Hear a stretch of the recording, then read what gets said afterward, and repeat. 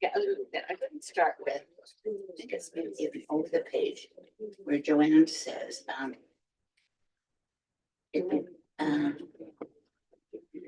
maybe she said, Good evening, everyone. Thank you for your patience with our technical difficulties here. We should be good to go. My name is Jasper Dent, and I'm the event coordinator here at McNally Robinson Booksellers, Saskatoon. This event is being held on Treaty 6 territory. This is the land of the Cree, Dene, Saulteaux, Dakota, Nakota, and Lakota, and homeland of the Métis. It's my pleasure to welcome you all to the Saskatoon launch of Gail Bowen's latest mystery novel, The Solitary Friend. This is published by ECW Press and is the latest in the Joanne Killbourn, now is it Shreve? Perfect. Forgot to check that beforehand. The latest in that series. Joining us tonight as a very special guest host is mystery author Anthony Bidulka, who many of you likely know. Thank you. Thank you so much to both Gail and Anthony for being here tonight, for joining us, and thank you to ECW Press for helping us make this event happen. So just to note, this event is being live streamed. There's a web camera up to your right here. And I'd also like to ask you all to silence or turn off your phones for the duration of the event. If you'd like to buy copies of The Solitary Friend, as well as many of Gail's other books and Anthony's books as well, we've got Solitary Friend up on the signing table here and on the desk by where you walked in, and the rest of them by that table that we rustled up. And yeah, there was a lot of books to put on them. I had to expand past the desk. So you're welcome to get your book signed before you purchase it. We just ask that you please remember to stop by the cash desk on your way out. It's the big circular desk in the middle. We're very trusting here. yeah. Seems like a trustworthy audience. They seem that way to me as well. So, as mentioned, that group over there. oh yeah, yeah. There's a few shifty people. Yeah. We'll keep our eyes on you. So as mentioned, our host for tonight is Anthony Bidulka. He's the author of 15 novels and the recipient of numerous awards, including the Crime Writers of Canada Award of Excellence, the Independent, yes, I think that was a clap there, the Independent Publisher Book Award for Best Fiction and a Lambda Literary Award for Best Mystery. His most recent novel, Home Fires Burn, was released in June 2025, concluding his groundbreaking Mary Bell series. He lives in Saskatoon with his husband, Herb. And, of course, the reason we're all here tonight, Gail Bowen, or Joanne Killbourn Shreve. Her Joanne Killbourn Shreve mysteries have entertained a generation of readers. She's been acclaimed as the Queen of Canadian Crime Fiction by the Winnipeg Free Press. An author, playwright, and teacher, she has received numerous writing awards, including a Lifetime Achievement Award from the Crime Writers of Canada. She lives in Regina, Saskatchewan with her husband, Ted, who is also here tonight. So everyone, please give them both a warm welcome, and I will pass this microphone over to Anthony.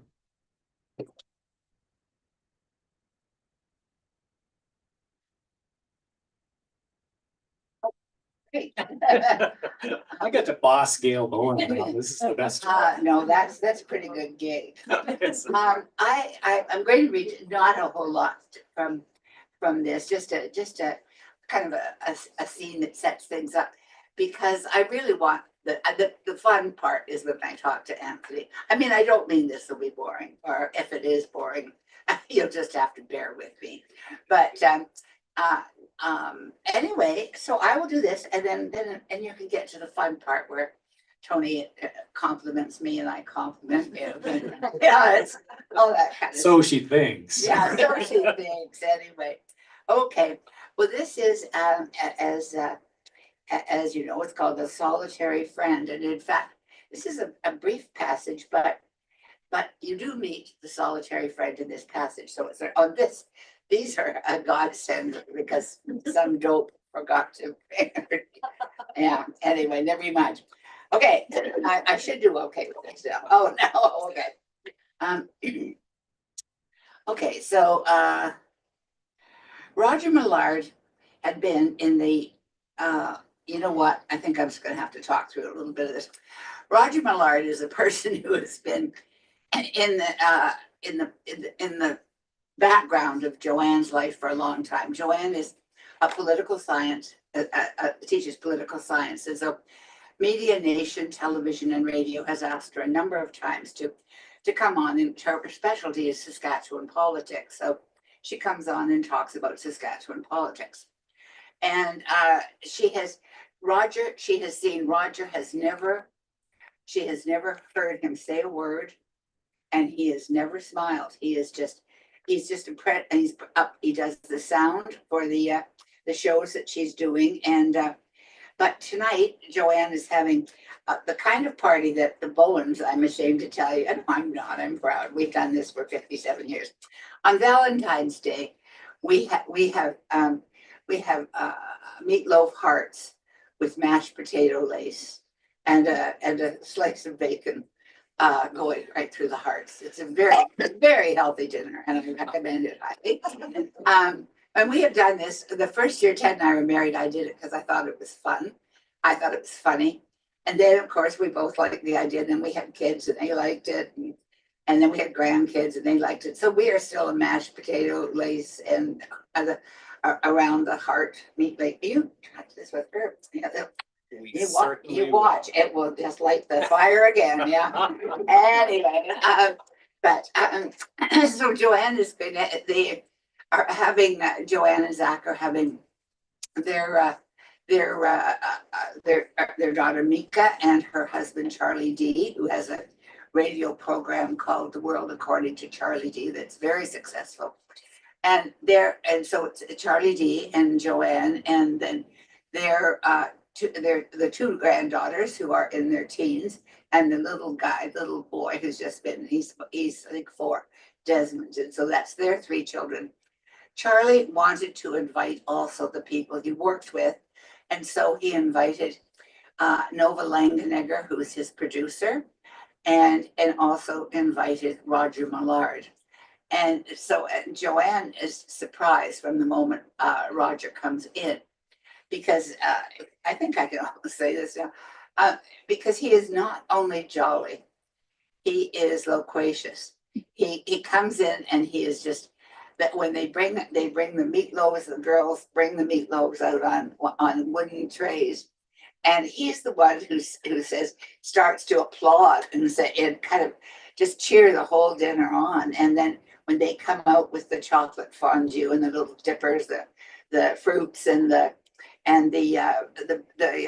cake that you use to dip into the fondue, then and Roger volunteers, says, a wise person once said, chocolate is the gift of love that we give ourselves. And then he says, I think, I cannot remember the name of that wise person, but I think tonight we should just have and he holds his fondue fork up and says, I think we should just have a toast to chocolate and to joining ourselves here together tonight. So they have a wonderful dinner, and they have they do lots of joy, enjoying the meal very much. After dinner, when they get the dishes sort of washed off, and they're chugging away in the dishwasher, they go into the family room, because Madeline and Lena, who are in their mid-teens, and Adrian, who is also in their age group, they love to sing together. And Adrian plays piano, and Madeline and Lena love to sing. And so they when they met at school, it seemed like it was kismet. And so they have been singing and playing ever since. So the song I'm going to sing tonight is the song from Wicked, which is, excuse me, the song from the end about, having been changed by the other. I don't know whether I will we may not ever meet again, but you have changed me. And it's a very poignant song, and they sing it very well, and the girls have these very nice, clear, 13 and 14-year-old voices, and Adrian's a very good pianist, and so they do it. And when it's finished, everyone is so touched by the idea that Gilda says to the Wicked Witch, no matter, we may never meet again, but you will always be like a handprint on my heart. That even chokes me up even thinking about it. And So anyway, so that is, and so Joanne and Zach and the parents and the parents are silent for a minute after this because it's a very touching moment, and they're just silent, and then they applaud, but Roger, she does not applaud, and she looks over and sees him, and he seems almost in a daze, and then she says we must have, in retrospect, I think we must have startled him, because all of a sudden after they finished applauding, he raises his hands and claps and knocks over behind him on the mantle, knocks over a crystal vase, which falls to the ground and shatters into a bajillion pieces. And he immediately goes down on his knees and starts to try and scrape it together and put it together. And of course,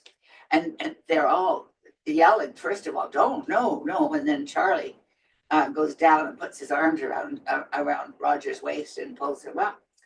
And he's bleeding very profusely. And Adrian, who is the oldest of the girls in the group, goes to Roger and says, try and be calm.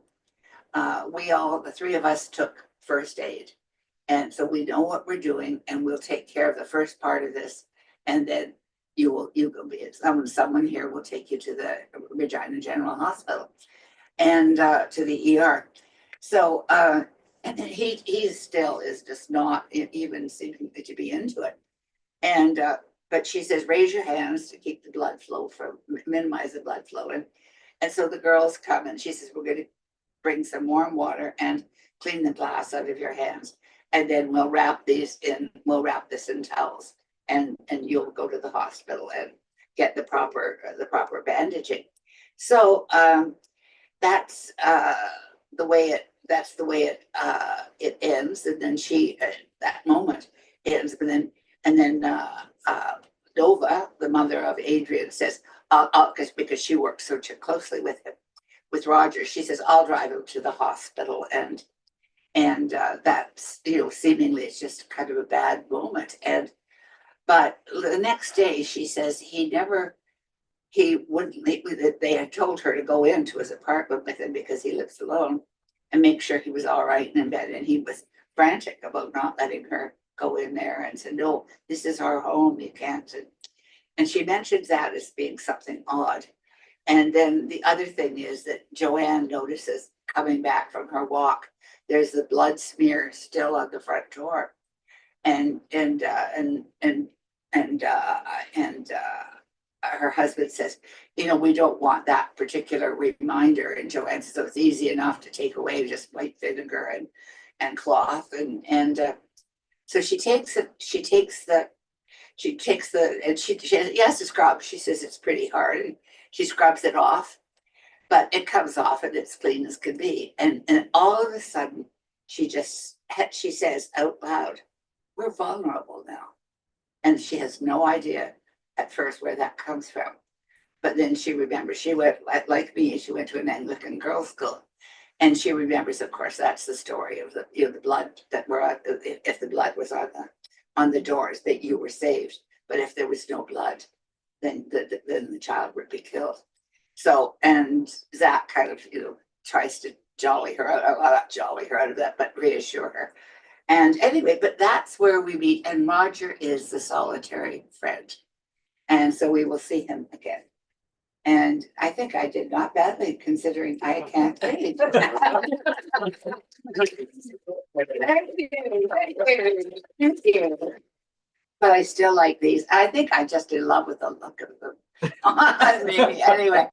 Okay, now you, mister. Well, thank you, Gail. I mean, that's the power of Gail Bowen. She doesn't actually even have to read the book. She just you have the recall of those details, and you just kept us on the edge of the seat. So thank you for that. That was lovely. Now, I actually want to begin with my own little story to explain why I'm so thrilled and happy to be here tonight with all of you celebrating Gail's book. And this is an old story. This is going back to the mid-1990s. So the mid-1990s, I was working as a CPA. I was an audit manager with an accounting firm.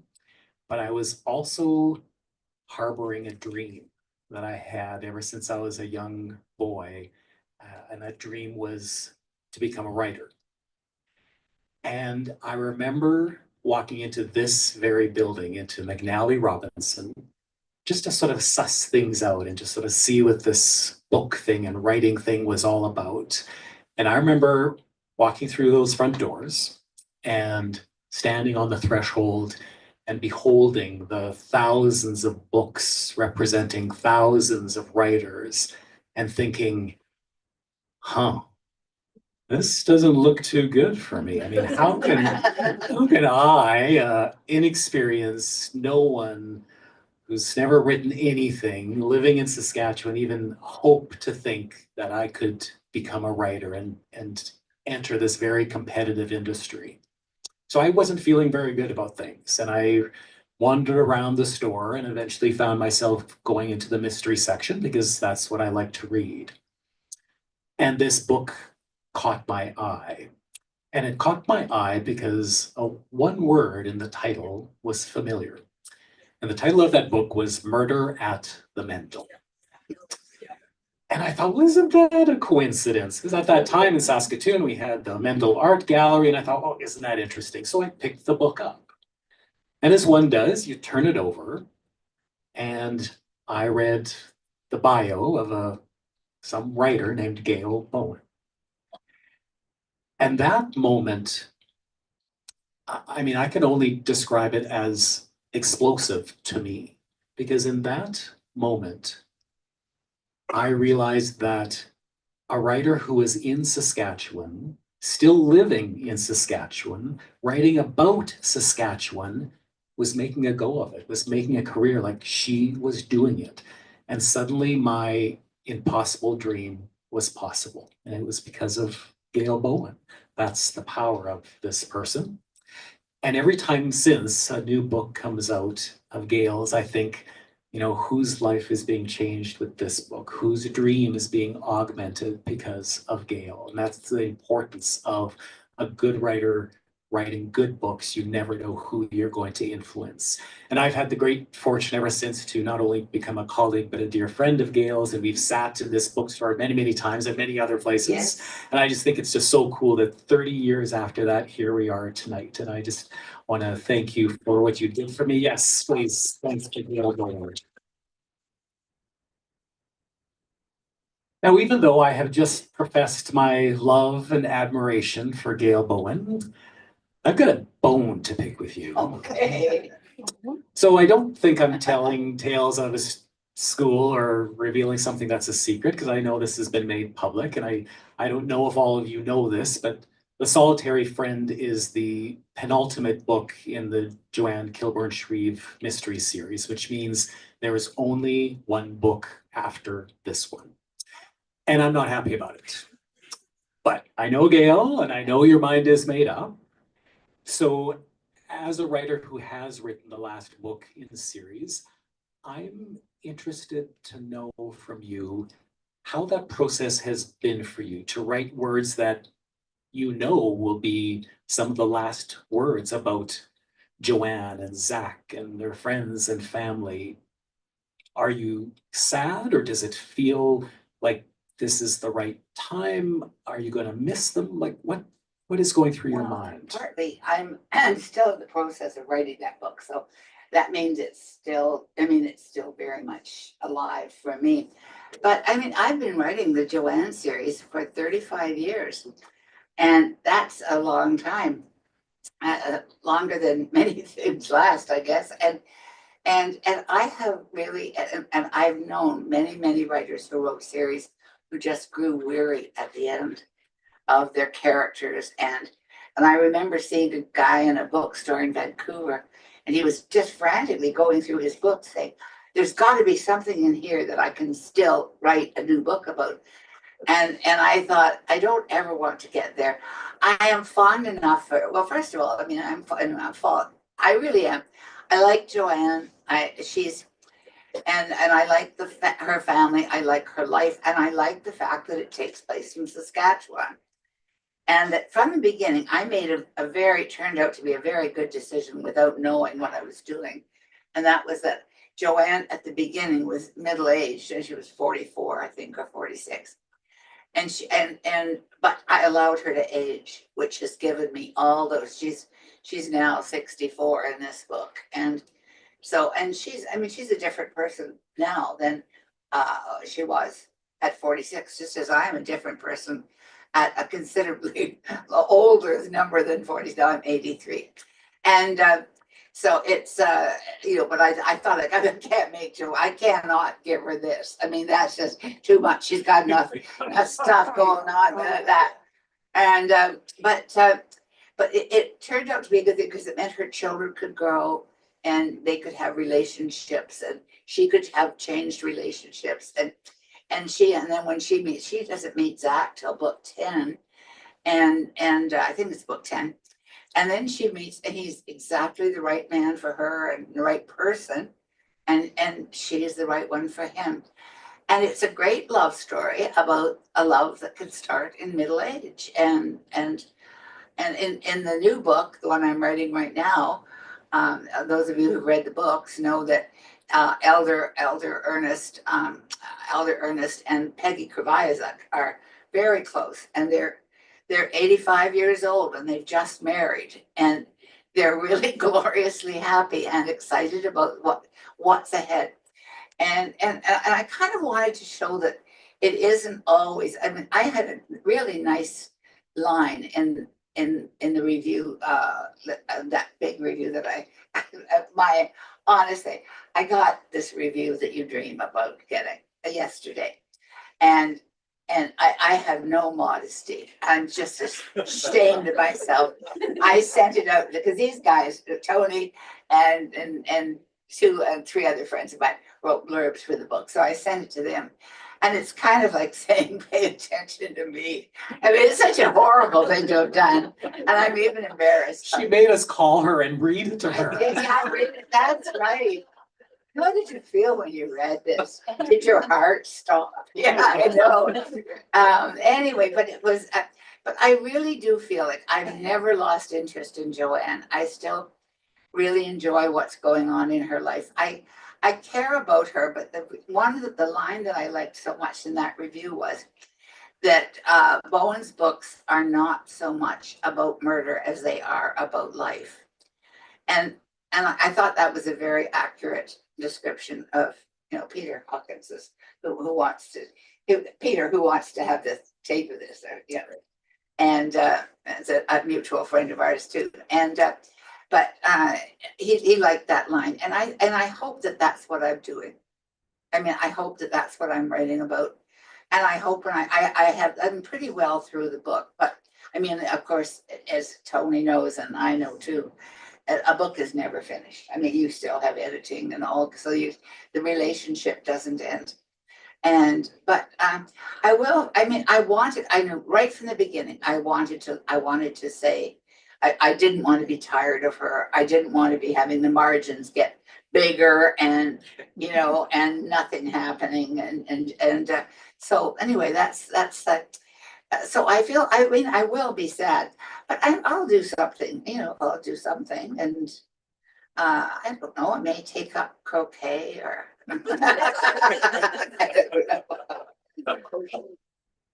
Crochet. Now you were talking about the beginning of the series. So the first book was Deadly Appearances, Yes. 1990, I think. Yeah, So that's yeah. 35 years ago. Yeah. And a lot has happened to Joanne and to her kids and her grandkids and Right. the people in her life. And she's, there's been a lot of changes in career, changes in marital status, and she's made friends and she's lost friends and people have died. I'm assuming, correct me if I'm wrong, but I'm assuming that when you wrote that first book, or even those first couple of books, you didn't know all of these things were coming. No. So as the series developed, were there any storylines or happenings that surprised you, that as you sort of realized, oh, I guess we're doing this now, did anything surprise you, or did it come organically and just made sense? I think lots of things surprised me because life surprises us, Mhm. And I think when Joanne meets Zach, he was intended And in fact, he appears first in The Last Good Day, and he really is. He is. I mean, he's a very successful criminal lawyer, and he is. But he wants something from her. He saw Joanne had a member of his one of his law partners. I talked to Joanne on the day where they celebrate. It was Canada Day, where they had a big party for clients and everybody else at the lake. And he saw that he had taken this. His name is Christopher Altieri, and he had taken Joanne aside and was talking to her. And that night he committed suicide. And the partners are devastated. They've been together since law school, and he wants to find out from Joanne what Chris Altieri was telling her, and she is just not. And so he's quite aggressive, and she doesn't. She's Joanne could stand her own ground, which is one of the things that I think works well for her and for me. But then I don't know. That was a surprise, because then he asks her out for dinner. Well, he asks her out for dinner to this restaurant that's way up on a hill, and they suddenly just realize. I mean, all of a sudden, I think they just know. And there is a scene that I never wrote, but I wish I had, because no, it's just a funny scene because. Well, I think because what happens is they go to, this is in the book. They go to Joanne's son. It has it's a kind of flying disc football combination flying disc football thing that they do. And what is it? Ultimate. Yes, thank you, and that's right, thank you. And from the background there, somebody is knowledgeable and who knows his mother. And anyway, so they go to that, and Joanne's having to explain all this to Zach, and then he's a paraplegic, but then they say, let's, his partners are there, and they're still smarting from what happened to Chris, so they say they're going to get up and play, and so that's what they do. And including Zach, and they both everybody gets very dirty and sweaty, and it's time to go home. And Joanne asks Zach if he'd like to come in for something to eat or a drink, and he says yes. And so he goes in. She still has her daughter Taylor, who's 10 at that point, with her, so she has to take her in and tuck her in, and so they do that, and then and she asks if Zach would like something to eat or drink, and he says, no, I think I'd like to just sit on that couch and neck. And it is such a childish thing to say, such an uncool thing to say. And but anyway, they do, and then Joanne starts to reach the point where Joanne says she knows that her son Angus will be coming home with his girlfriend. She says, if they see us like this, I will lose my moral edge. And so anyways, then he says, well, will you come over to my place tonight? And she says yes, and which surprises her, I think, as much as it surprises him. And but the line that I wanted to use, which I never did use, was when she comes to the door, because he does say when she comes to the door of his house and it's raining, and she said, and he says to her, "Can I get you something to eat?" And she thinks, what? And then, or would you like a drink? And then she says, what? And then she says, actually, I just came for the sex. And I wish I'd put that line in, because I think it's just a funny line. Anyway. There's still time. True enough. Now, you've been sharing about how the marvelous review that came out yesterday, talked about how your books are very career driven, but you're not afraid of killing people and well-known people and characters that we know well. Right. Is there a character that you wish you had not killed? No. Thirsty Gail Bowen, where he knows everything. No, not one I wish I had not. I mean, I mean, always it just seemed to be very necessary. But one thing that I have done in this book that I am pleased about, because I'm an Anglican and I believe these things, there has been kind of a character named Julie, who has been Joanne's bête noire through all of this, has always, through all the 37 years they've known each other, and Julie never misses a chance to get the skiv into Joanne or Shiv, whatever that is. Anyway, into Joanne. And because I am this person, I thought I have to redeem Julie before I end this series. And so in this series, Julie becomes quite wonderful and then a dear friend, and she will in the next book. I couldn't. She's gonna kill her, Oh no. Now, one of the things that I've noticed about your writing is that you do not shy away from tough storylines, political issues, economic disparities, abuse, titillating storylines.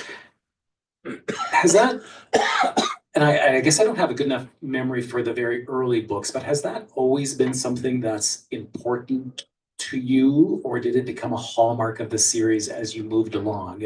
And why is it important? It's important because I write, I mean, that line about, she writes not just about murders, but about life. It's important to me because that's the life that we lead.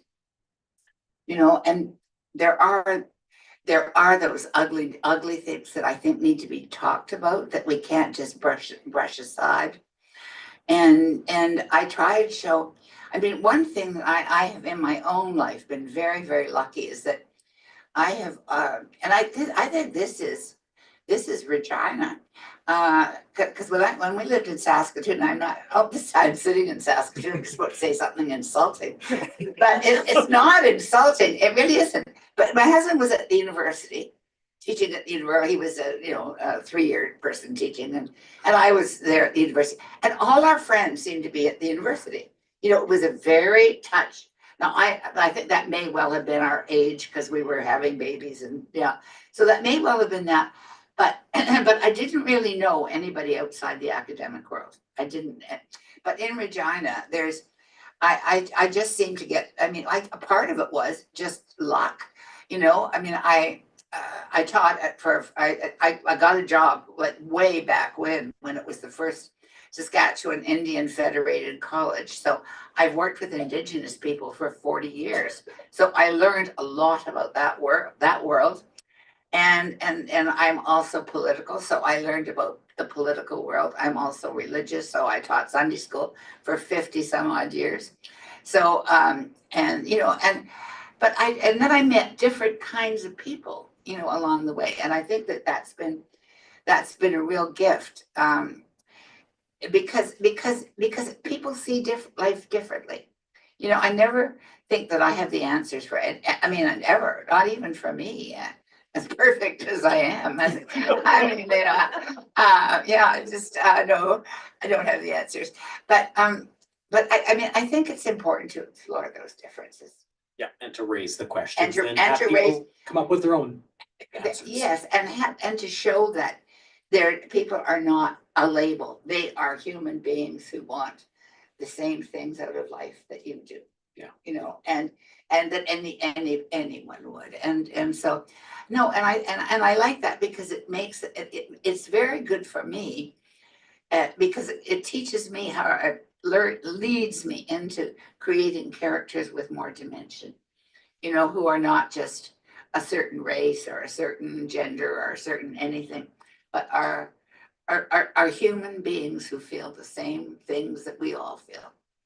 And I wish, I mean, especially, and without touching on politics much at a moment, but that's a lesson that if we lose that, if we lose the fact, in our political lives or our everyday lives, that other people are human, I think we and that they can, and they are disposable. If that's how we learn to treat people, then I think we're finished.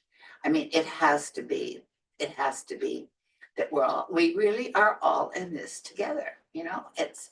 and we can make it better, or we can make it worse, and that's a choice. Yeah, and we are in this together. I probably shouldn't be the only one asking questions. So I just, before we get too late in the evening, I just wanted to throw it out to the group here tonight. Is there anything that you would like to ask Gail while we have her here in Saskatoon?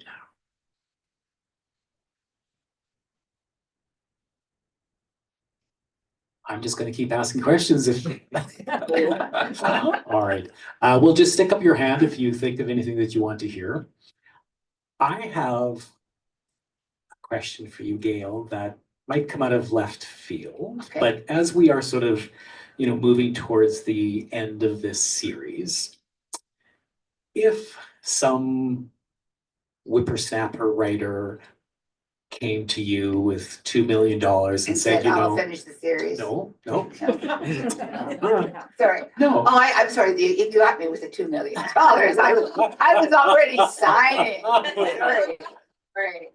And they asked you about either writing a prequel or taking a character, a non-Joanne character, and creating a new series. So double question. One, what would be the best non-Joanne character to be the lead of a new mystery series? Is the first question. Taylor. Oh, so her daughter. Yeah, I think so.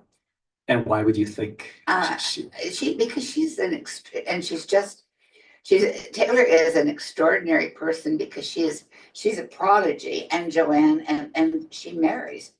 The man she's marrying is also a prodigy. He is, I mean, Taylor is an artist. And what you learn, I learned that writing Taylor was when Taylor's mother died, and Taylor's mother was Joanne's half sister, and Joanne had 3 kids, and her husband had just been killed, and she didn't have much insurance or money or anything, but she knew she would have to take that. She knew immediately she would take that child, and that little 4-year-old. And there's one thing that I really liked a lot. It's sort of, you can see on the cover, but when Taylor came to Joanne, she'd seen Joanne a couple of times, but it was not a close relationship at all. But she sat down, Joanne gave her, because she knew that Taylor drew, and she gave her a box of crayons and some paper. And Taylor just started drawing butterflies, very beautiful butterflies, for a 4-year-old, they were very good. But she says to Joanne later, I knew that as long as I could keep drawing the butterflies, I'd be all right. And that's when Joanne understands how much art meant to Sally, her mother, and to Taylor's birth mother. And she has to really get Taylor away from, I mean, she encourages, that she's a prodigious child with a great talent, and she encourages that, but she has to get her to see that there's more, that there are other things in life. And later on, she meets the man that Taylor marries is a psychiatrist, and he's also a concert pianist, and as is his father. And his father said, and so Joanne and Zach talked to the husband's parents, and the husband's parents, and the father's name's Ira, and Ira says he'd seen Yo-Yo Ma interview not long ago, and Yo-Yo Ma remembers his father taking him as a cello prodigy, taking him to the greatest cellist, one of the great cellists. Sorry? Yeah, Casal, correct, thank you. And and taking him and having Yo-Yo Ma play for him. And Casal said, very nice. He said, but let him learn baseball too.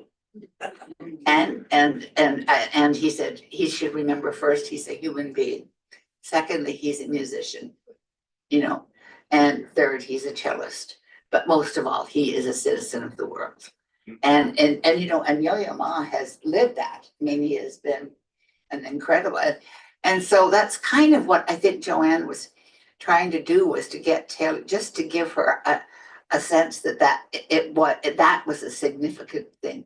But if it didn't mean that you had to only paint to matter, you know, that you could be other things. And I think she'd be I think it would be interesting to watch her, because she's pregnant in this. She's pregnant when she gets married. I mean, that's no longer much of a, not much of a deal, you know? And, but they're having a baby, and she and this very gifted man, and they're, and it will be interesting to see them, I think, coming, you know, them coming, and just Taylor's, well, both their approach to life. And then also they're also, because this is my book, they're still very devoted to their parents, as my children are very devoted. And what about a prequel? What would be a good prequel? I've thought about the prequel, and I really don't know, because I think much of what we know about Joanne has already come out, you know, and I don't know that I have thought that it might be interesting to do that from some points of view. But I think we do know pretty much about Joanne already, that she was in a girls' boarding school from the time she was 5 till she was in Ontario. I'm from Ontario, was from Ontario, and we had grade 13 back then. I still believe in grade 13, incidentally. I think it's the one you need. But anyway, but Joanne's in a private school, and it's interesting because like mine was Anglican, and that they have you learn to be a certain kind of person, and it is what you learn to do is to take your problems to God first, and then if there's nothing, you know, help there, immediately, then you work it out yourself. There's no middle ground. So Joanne's marrying a psychiatrist, so there obviously has to be. And I mean, Taylor's marrying a psychiatrist. No, and there's not a conflict there. I don't think there's a conflict at all. But I do think there is. It's important to. Well, of course, I mean, I do. I pray all the time, so that's just me. But I think it's important to be able to, that gives you perspective, and then you can often see your way through something, I think, often with that. Yeah. What about like non-Joanne characters like Howard, or would their origin story be interesting to write about? Well, Howard's story is, Joanne is pretty much so much a part of it. Yeah. That we know a lot of it, and Julie's story, I think, I kind of know Julie, and we're all happy she's redeemed, but we don't want to know the rest of it. I suppose Taylor's mom. Yeah, Taylor's mother is really interesting, and you know, I when you read Murder at the Mendel, to me that there's the first page and a half or so of Murder at the Mendel, just where Joanne finds them in the cottage, that drives the whole series, which is amazing, because you know, it's just that series where Joanne walks in and she's going to a dance. That's the first page and a half in the book, but she's going to a dance, and it's summer, and they're at the lake, and they're going to a dance, and Joanne goes back to her house to get some flatter shoes, because she doesn't want to be taller than the guy she dances with. And then when she comes, Taylor's father is dead, and Sally's father is dead. Her mother is seemingly on her way to death, and Sally, Joanne's best friend, looks like she's dying, and that's a huge power for the whole book, because Joanne finds out the truth about a number of that moment, and about the people involved. So so there's that. Yeah, well, I mean, before we end tonight, I think I want to talk a little bit about the new book, and what can you tell us about it? How do you want us to feel at the very end when the last page is turned? Who gets killed? Tell us. Well, someone does, but you know, I want it to be. I mean, my idea of a great ending was that then the old Little Women movie, I think the one that was made with Elizabeth Taylor playing playing, I know, Elizabeth Taylor was in it, June Allison played Joe. So it was that long ago. And at the end, Joe marries Professor Bear and they walk off into no lie, they do a rainbow and they're holding an umbrella together. Now that's the way I'd like to end this book, but I mean, it's been done. Plus it is a little on the saccharine side, but yeah. Yeah, but anyway, no, I think it's going to be, I have a pretty good idea where it's going and I know it will be. I mean, I had a letter from years and years and years ago from a woman in Montreal who wrote to me and said she criticized me for something grammatical and I did incorrectly, she felt. However, I have my own opinion about that. But then she said, and if anything ever happens to Zach Shreve, I will never read another word you write. So Zach's safe. So I know. I think about I will because I know you guys have got lives to live. But one of the best things about what I do is the letters that I get. So many people I think because Joanne is so approachable, they will write to me about really intimate things and things that they really want to talk to a friend about. And I value that so much, that it really matters to me, and I have a house full of really beautiful things that people have made me. Like I can't do anything. I mean, the only thing I can do is write. And what else? No, that's it. And yeah, I guess that's it. But I mean, really, lots of beautiful, handwork and all that. But I've also stayed friends with lots of people, and I like that. I had a friend of mine was here today. She had to go because there was a Blue Jays game. All right. I mean, I guess you could see the quality fans. Yeah, that's right. You're the tough ones. Okay, good. Well, I think that was lovely. And thank you, Yes, Tony. You thank always, you, Joanne. Gail. For Joanne.